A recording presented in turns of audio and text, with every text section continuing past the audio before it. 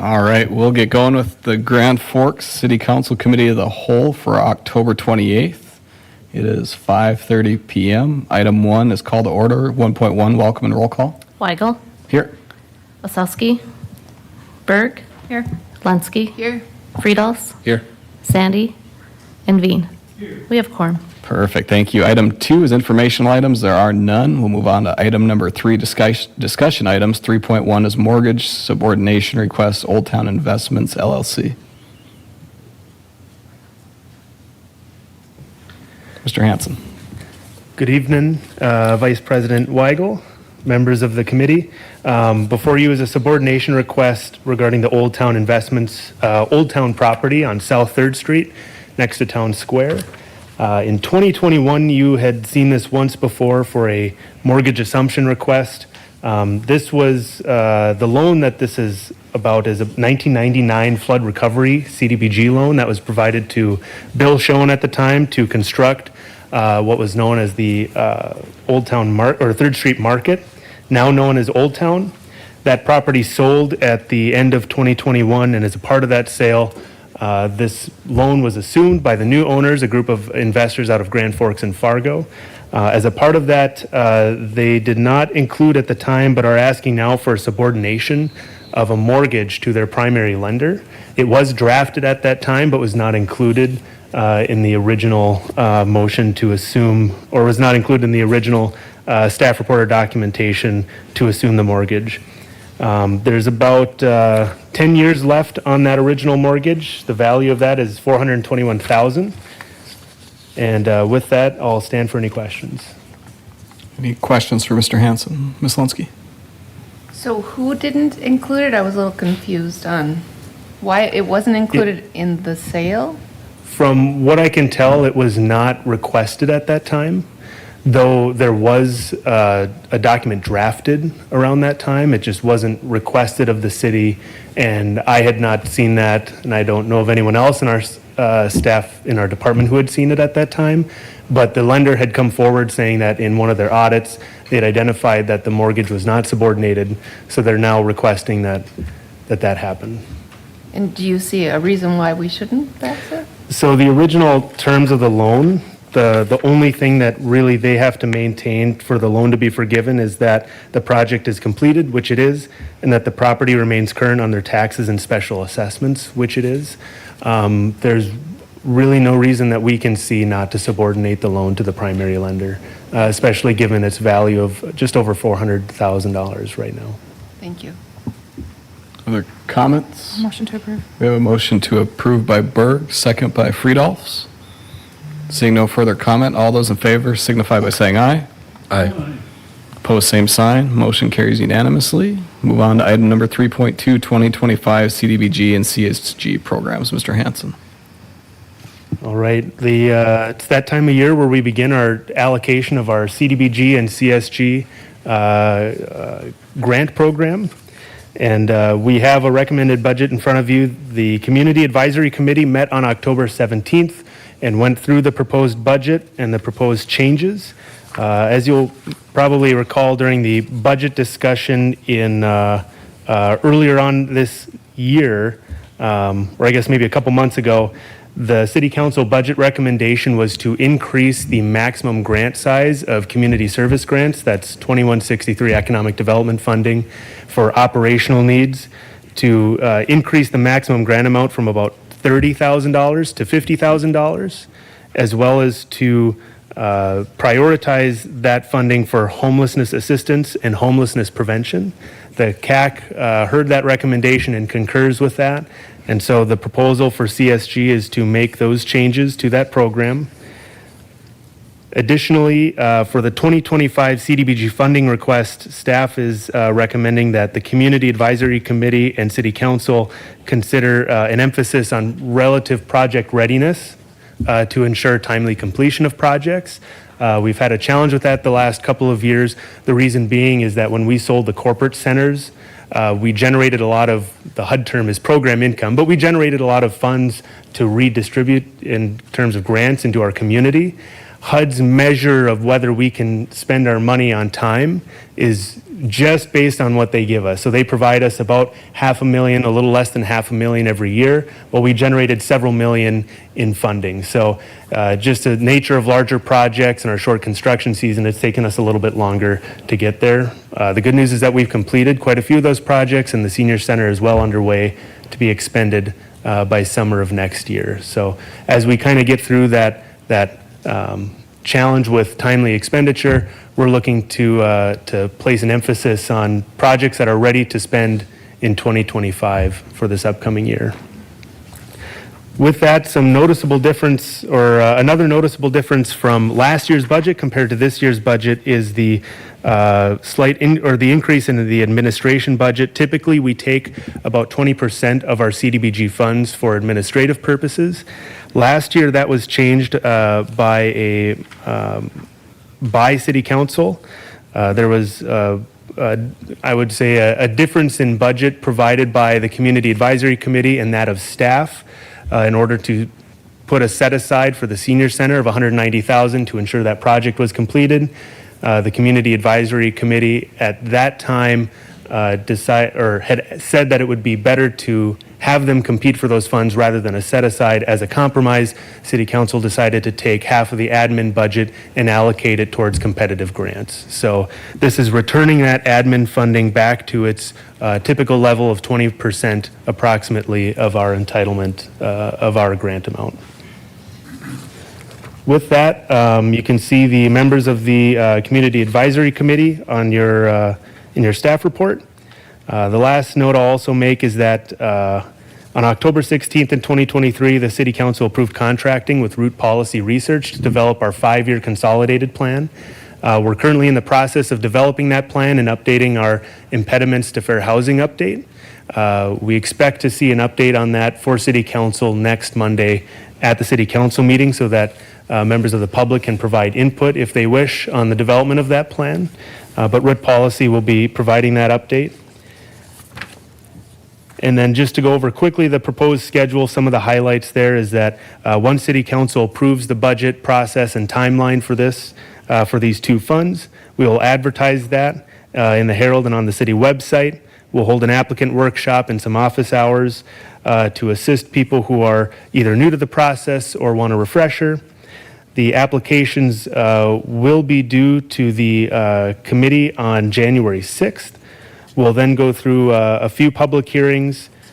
City Council will approve the CSG allocation on February 3rd, and then we estimate having a final City Council meeting to approve our 5-year consolidated plan, our 2025 projects, and our updates to our fair housing plan on March 17th. So with that, I'll stand for any questions. Thank you, Mr. Hanson. Questions? Motions? Council Vice President Weigel, if I could just say one thing, Colin Hanson did a terrific job at that HUD audit. And so just so you know, he blew us all away, including several HUD representatives from DC, Denver, and other places. So I just want to commend him on what he did on that audit and what he's done regarding this current CDBG program and this 5-year update. So we're again fortunate to have Colin doing what he's doing, and we have such terrific city employees that do really great work. So I just want to commend Colin. He really blew the Mayor Buchenski and I away in his preparation and his execution, and I dare say even HUD in DC was quite commended on what we're doing. But I think the emphasis is we have to give money to those agencies that can execute. If you can't execute, we should not be giving nonprofits funds because in turn, we're the ones that are getting the marks of we're not expending the money in time. So I think right now, we're under a bit of a microscope. So when we go through this round, we have to have the senior center expend their funds appropriately and quickly. But anybody else we give CDBG funds, we got to give it to organizations that can actually execute, and they're not just hoping they can. We need to make sure that they can, because we're getting annual audits where HUD is asking, why aren't we accomplishing what we said we were going to do? But just finally, I want to say once again, thanks to Colin, doing a great job. Thank you, Mr. Phelan. Thank you, Colin. Motion I'll by, make a motion. motion by Linsky, I'll second. second by Berg. Further comments? Seeing none, all those in favor signify by saying aye.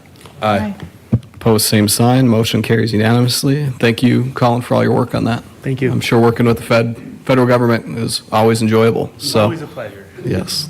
We'll move on to item 3.3, Renaissance Zone Lease Incentive, Franklin on 4th.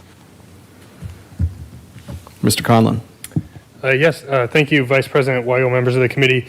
Here before you tonight with a series of incentive applications, lease and leaseholder improvement incentive applications for 4 prospective tenants of Franklin on 4th across the street. Just real quickly, the applicants are Icon Architectural Group, Northridge Construction, Avant Hair and Skincare Studio, and Johnson Wealth Management. You'll recall the building itself received a 20-year pilot back in 2021. They did not take advantage of the Renaissance Zone incentives at the time for the building itself, but it does still lie within the Ren Zone, so the commercial tenants do qualify for those lease and leaseholder improvement incentives. What that amounts to is there's no city property tax component at all with that. It's a exemption on certain business income, state income tax exemptions there for up to 8 years. I do want to underscore again that there is no city property tax component of these, but the Renaissance Zone process does require local approval and then it's forwarded to the state. So that's why we're here for these. I also just wanted to call out that the incentives are limited to once per space. So while we anticipate future applications for the other spaces that I think was included in the staff report, the map of the other spaces available there, we anticipate future applications from those. We won't bring forward any applications for these same spaces. Each space only gets it once. The point of the incentive is to expedite the lease up of the vacant commercial space as well as incent higher quality finishes and those leasehold improvements. So we feel like these applications certainly reflect that.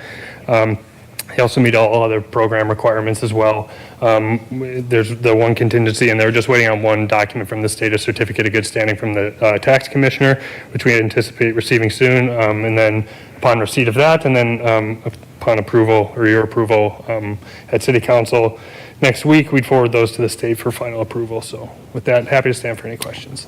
Thank you, Mr. Conlon. Questions? Motion to approve. We have a motion to approve by Berg, second by Veen. Seeing no further comments, all those in favor signify by saying aye. Aye. Opposed, same sign. Motion carries unanimously. Move on to item number 3.4, revised special assessment district for project 8576, district number 362, Highway 81 and associated area water main, phase 2. Mr. Danielson. Thank you, Vice President Weigel, members of the committee. So just last cycle here at Committee of the Whole and Council, you guys approved a batch of assessment districts for the Highway 81 area. Just last week, the Special Assessment Commission met to distribute benefit for those projects, and at that time it was realized that there were 3 properties for this project here, the second phase of water main, where 3 properties that would be served by that water main got left out of the district. So we're just bringing this one back now to loop them into that district. And just a reminder that this project, the city has agreed to assume all the special assessments for it. So the properties, even though they're getting looped into the district, won't actually have any assessments on their property that they pay for. Thank you. Questions? Mr. Veen, we have a motion to approve, second by Mr. Friedolfs. Seeing no further comment, all those in favor signify by saying aye. Aye. Opposed, same sign. Motion carries unanimously.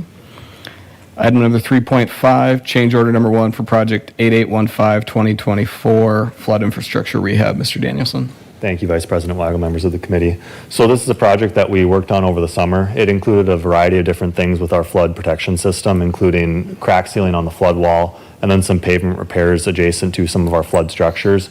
One of them was just downtown here behind the St. John's Block building at Pump Station 204. We did a pavement repair in that area, and when we got to the area to do the pavement repair, we identified a failing pipe at the bottom of the structure. So there was a closure in place at the time that was affecting the residents, so we had the contractor go ahead and excavate that structure to repair the pipe. It took us till now to kind of work out the price of all that, but given how deep the structure was and some of the techniques that we had to use to cut out the pipe from the structure, it was a fairly sizable change order in relation to the actual bid contract. So we're bringing that forward now and looking for approval of that change order number 1 to cover the pipe restoration at that flood structure for $39,700 about. And then with that, we'd also like to reset the city engineer's authority on the project for change orders. We don't see any more coming, but just like to do it in case there's any balancing change orders necessary at the end. And this project was funded out of 4154, the flood protection maintenance budget. So we're just looking for approval of that change order at this time. Perfect, thank you. Motion by, or comment by Ms. Lunskey. So it says the fund had $500,000 for budgeted for 2024, Yes. and this is 171. Have we used the other 320,000? So that total line item was distributed amongst about, I think it was 2 or 3 different projects. This one took up a piece of it, and then we used a little bit more for a bigger crack repair that we had to do in the flood wall where we had to actually cut some out and pour it back in. I don't think we used all of the 500,000. I'd have to go back and look at the totals, but we used a good portion of it at least. Okay, could we know that by next Monday? Yeah, we can certainly figure out what was expended out of that fund in '24, or that line item. I'll make a motion to approve. We have a motion to approve by Lunskey, second by Friedolfs. Any further comments? Seeing none, all those in favor signify by saying aye. Aye. Opposed, same sign. Motion carries unanimously. Item 3.6, engineering amendment number 2 for project 8658 East Grand Forks, Red River Crossing. Mr. Phelan. Vice President Weigel, Dave Kernko is in here this evening, so I'll cover this one. As you recall, we submitted a raised grant, and raised grants are planning grants to help us move a inner city bridge location forward. And as we briefed last time, in the current infrastructure, federal infrastructure bill, it also allows planning grants. And so that's why we submitted the grant, and it is a joint grant with both counties, Polk and Grand Forks, and both cities, East Grand Forks and Grand Forks. We were unsuccessful on the first opportunity. So this is another grant submittal. There is funds in the project currently. With the there's an amended agreement of $179,000 and change. There's $53,000 remaining in the agreement, and this current amendment would expend a little over $35,000. So it'd be within that same dollar amount, so that's why it's a $0 amount change to do this. There is hope that we would be more successful, and in the staff report, Mr. Karenko notes that you got to be high on at least 6 areas. So I'll just name off the areas that were in high standing. The reviewers noted we were high in safety on the project, quality of life, improves mobility and community connectivity, state of good repair, and partnership and collaboration. Those were the 5 areas that we were rated high in, and in medium, the remaining 3 areas were environmental sustainability, we were medium, economic competitiveness and opportunity, and finally innovation. So we need to turn one of those mediums into high, and our consultant SRF feels that we'd be in a good place to move forward to the next round and have a competitive application. So that's what we're asking to move forward. The other 3 entities are also asking the same. I just want to make a note that the city council is on record to say the only bridge location that you're willing to move forward with is the Merrifield location. And so with our funds and being clear in our direction is that this city council is on record to say that's the only location that you're supportive of. With that, I'd answer any questions. Thank you, Mr. Phelan. Ms. Lunskey. Why are we only set on not Meredith? Merrifield. Why are we convinced it's only Merrifield? I'd have to ask the city council that. So that's what we voted on? That is what the city Correct. council has voted on, yes. Mr. Veen.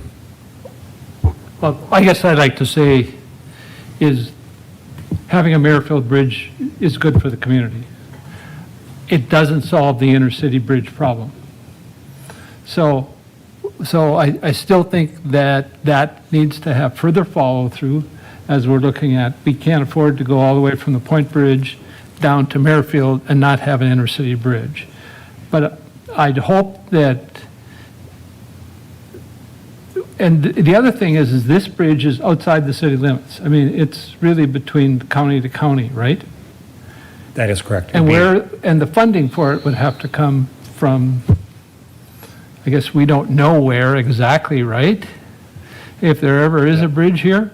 You would have to have one of the counties lead. I think it would likely have to be Grand Forks County. And like most major projects, my guess is they come back to the city for funding support on the project. Sure, and they could, and we could make the decision at that time, but I'm not inclined to want to move forward if the fact is we won't proceed with looking at something else besides this one, because it doesn't solve the intercity bridge issue, and the financing it would take, could take away from a potential project for us. So I don't know. That's where I am, and I don't know when we voted before, if it was a 4-3 vote or whatever, to say where we are with the need for an intercity bridge, but every study we've done for 20 years has said the only way to solve the transportation issues on the existing corridors is an intercity bridge. And that's just factual information, it isn't opinion on my part, so. Council Vice President Weigel and Councilmember Veen, I think when they've studied it, they've just generally studied an intercity bridge location. I don't think they've specified a location, Right. but I'm just noting that at the last time the original, when you approved the grant, you approved it with our funds going to a Merrifield Bridge location. The other three entities, I don't think designated a specific location. So the only thing is I worry about is that this becomes the direction and the intercity bridge goes away because we've selected an alternative versus the intercity, and that I cannot support. Can you tell me, this was initially brought forth by the city of East Grand Forks. Was it when we did that? Because we used that when we looked at the current intercity bridge site, which didn't pan out at that time, right? Yep. I think when we originally submitted the grant, the two locations were the agribusiness location and then also an intercity bridge.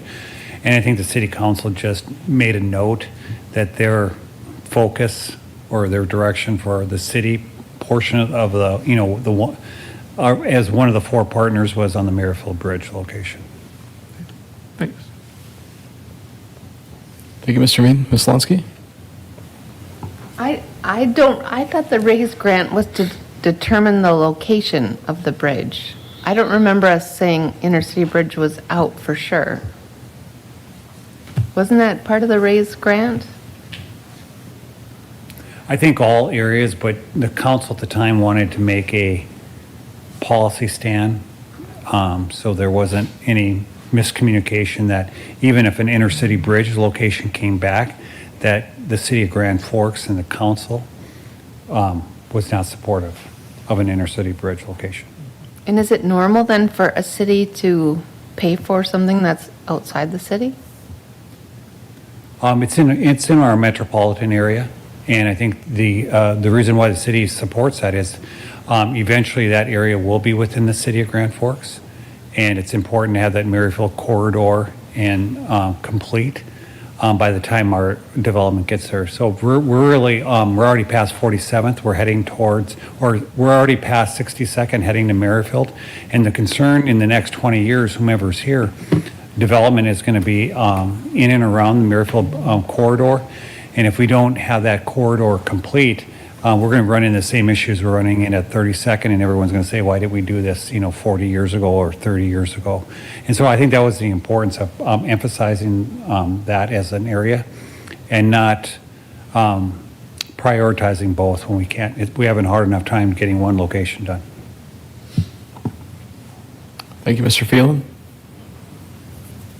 Thoughts, motions?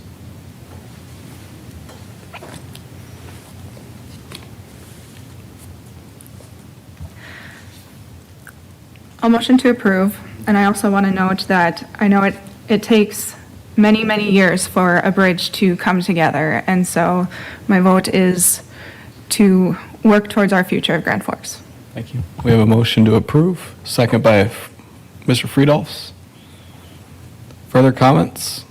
Seeing none, all those in favor signify by saying aye. Aye. Opposed, same sign. Aye. Aye. Should we do a roll call vote, Ms. Storsted? Sure. Beginning with Berg, Yes.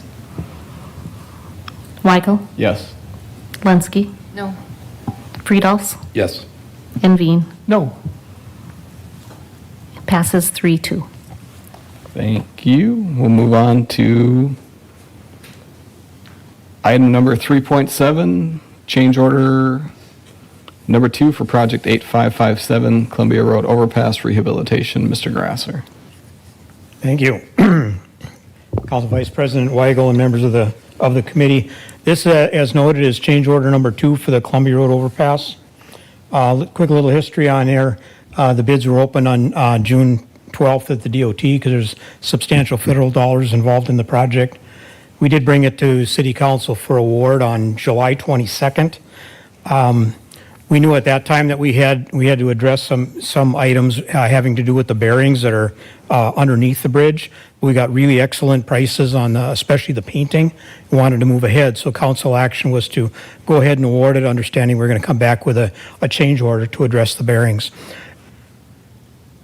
When I talk about bearings, we're just a little bit of history on the bridge.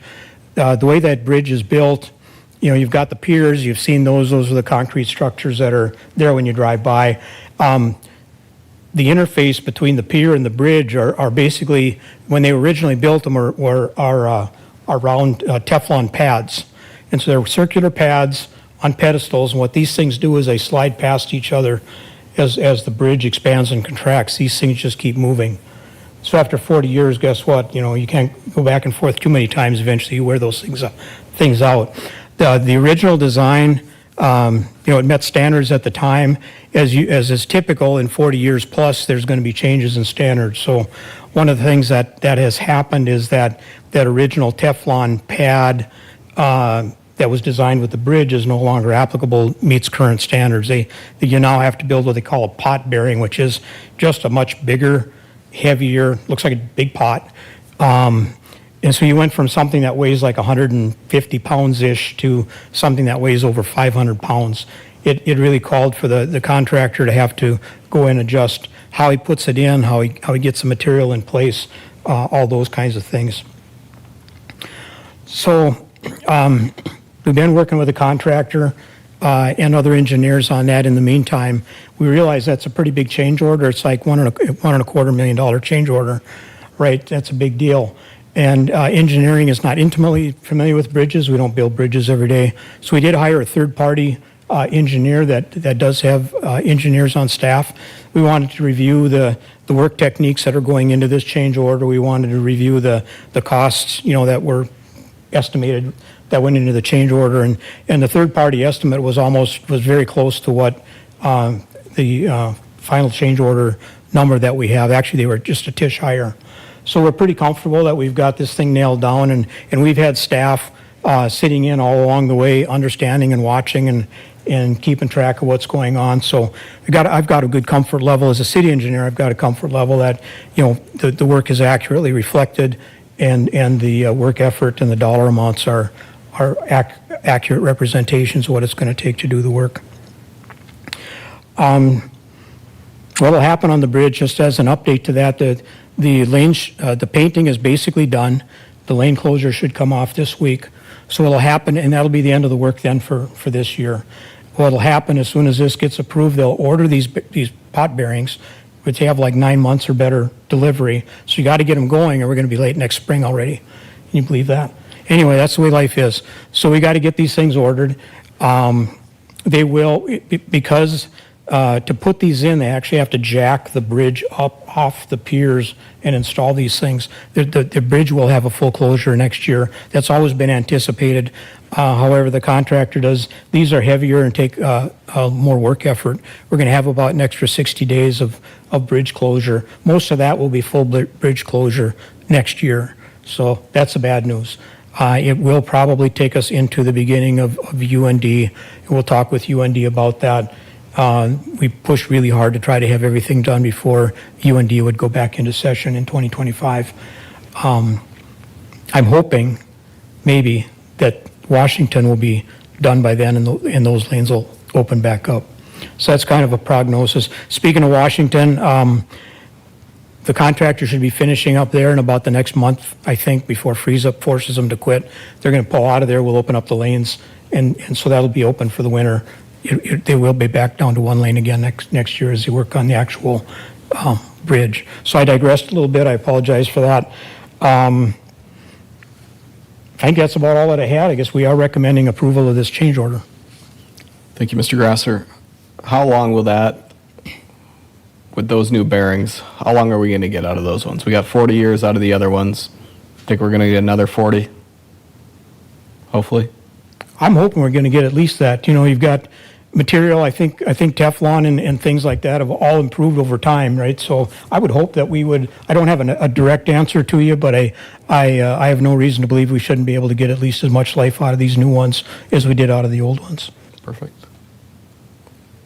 Further comments? Ms. Linsky?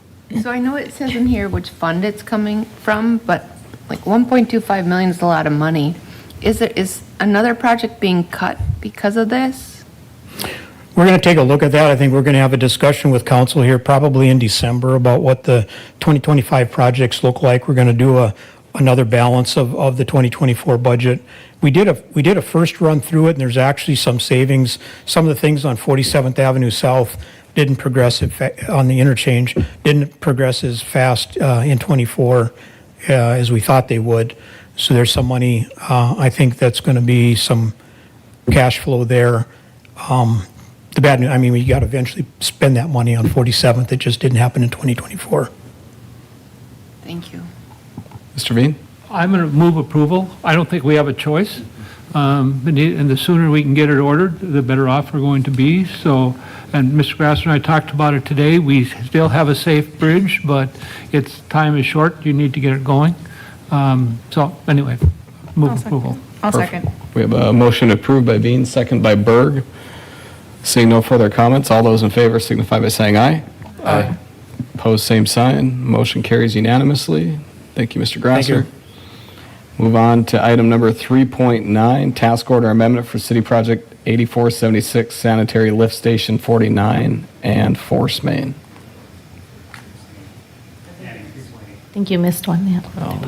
Just trying to get out of here a little sooner, sorry. 3.8, engineering agreement for project 8917 2025 bridge rehabilitation. Thank you, Vice President Weigel and members of the committee. What I have for you tonight, the city staff's been working on implementing a systematic routine for maintaining our bridge and box culvert structure within Grand Forks. We kind of started that in 2023. Houston's Engineering was selected as the most qualified firm to put together. They did a deep dive on NDDOT inspection reports for the structures we have within the town. With that inspection review, they identified probable costs to kind of give us a guideline to work on maintaining these. The review identified 6 structures that are in more need of rehab sooner than the rest. So with Houston Engineering's background on this, we selected them from our pre-qualified list of engineers to take care of this task order, which will include structure inspections, developmental plans and specifications, and bidding services with this project. Construction is anticipated to take place 2025. Early 2025 design should be complete, with preliminary inspection and survey need to be done this fall yet, so they can do the design this winter. Budget amendment will be necessary. Cost for this will come out of $4815, where it's been budgeted already in 2025. This task order may also include future construction engineering services in the future.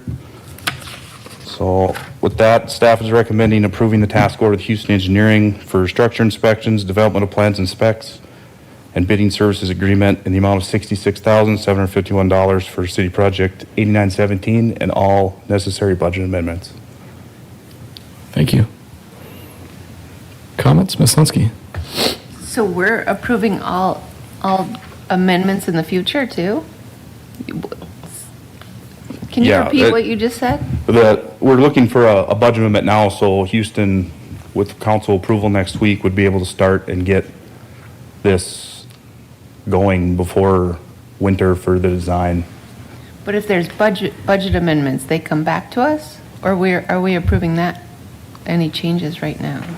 I think what he's saying is a 2025 budget item, so you just have a timing where we're doing this in 2024, so it's just a timing entry between years. Gotcha. Thank you. Sorry. No problem. Thank you. Move approval. We have a motion approved by Veen, I'll second. second by Lunsky. Seeing no further comments, all those in favor signify by saying aye. Aye. Opposed, same sign. Motion carries unanimously.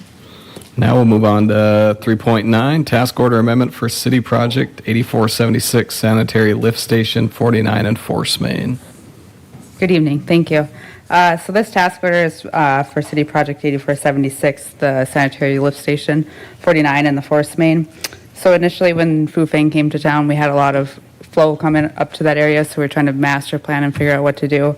So we decided to do master lift station 50, removal of lift station 22. So all of that took a little bit of time initially, and we used this contract for that. Also under this contract, we also decided to use SRF financing, which allowed for more inspection time by WFW. And then if you remember, we initially rejected the force main bids and had to rebid the project. So a couple additional timing things from WFW we asked of them. So they ran out of money, so this task order amendment is for additional engineering dollars, and this will get us through the closeout of the project. Thank you. Comments? Motions? I'll motion to approve. We have a motion to approve by Berg, second by Friedolfs. Seeing no further comments, all those in favor signify by saying aye. Aye. Opposed, same sign. Motion carries unanimously. Move on to item number 3.10, EveryNet Site License Agreement. Mr. Hanson.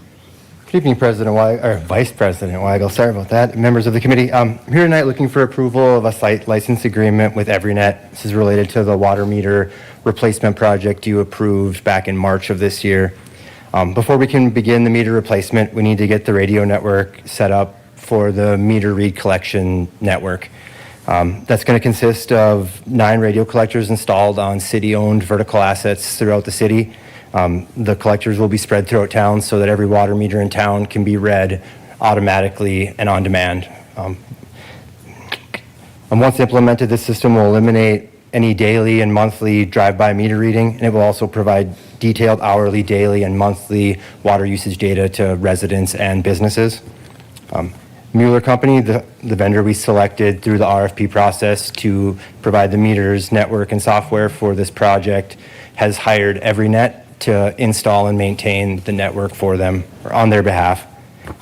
This site license agreement allows EveryNet to install collectors on 6 city water towers, the Public Works facility, a flood pump station on Desiree Drive, and the water pump station at the airport.